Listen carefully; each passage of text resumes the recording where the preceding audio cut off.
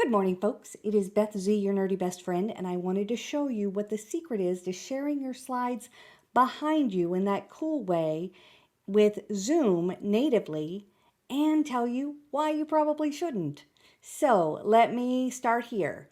Down here is the share screen setup, and I'm going to click it.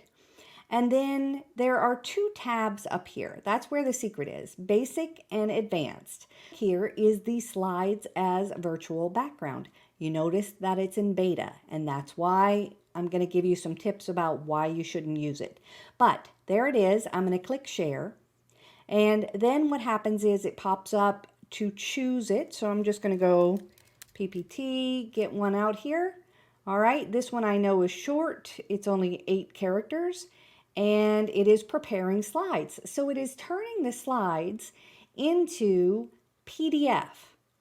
And then here I am over it. You can see me down in the corner. Hello, down in the corner I am. Now this is a very dark slide, so I can scroll. You see in the middle of the screen or at the bottom of the screen here, I have one of 8, and I can click through and I can move myself around. I can increase my size. I can do other things. It says split video from sides, resize my video. You can do that through there.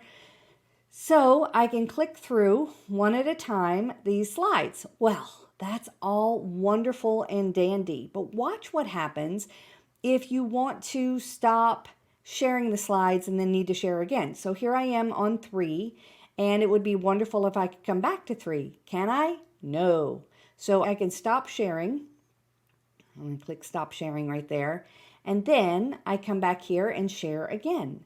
Guess what? I have to do the whole thing over again, and it processes them again.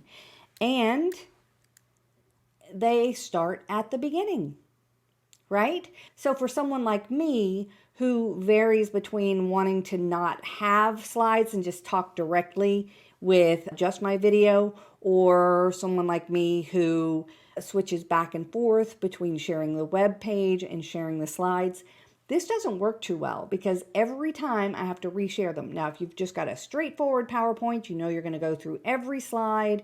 You don't need to jump around. You can use this.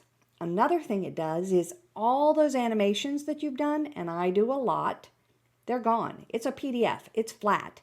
And this slide right here that I have, it was a projector that moved and it was fantastic. And it's all gone. It's one flat slide now. And so if you don't have a lot of movement, that's fine too. Now here's another thing. Zoom is using the virtual camera to take out my background. I don't have a green screen up, and whenever you don't have a green screen up or don't have a good setup, here's what happens, right? You've seen this a lot. You are a ghost, you slip in and out, all kinds of bad things happen, and it's not very professional. Here is a bigger reason to not do it. Not everybody can see your special trick. It is in beta.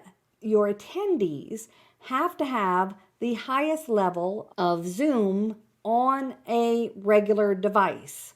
So it is not the same experience if somebody is experiencing you on a tablet or a mobile device or through the web. All of these are different. For small groups you know, let's say you're giving a company presentation and everybody's Zoom is going to be the same. You might try it. But with people working from home, and like my sister has a Google Chrome, Zoom and Google Chrome books do not work well together. And so sometimes she uses that computer and sometimes she has to use another computer because the kids are, all these different things play into how well your audience is going to be able to see this. It's not going to be the same experience. So I don't think this is ready for prime time.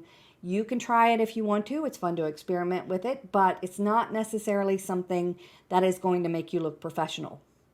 This is your nerdy best friend saying, nerd on, and don't use Zoom SlideShare.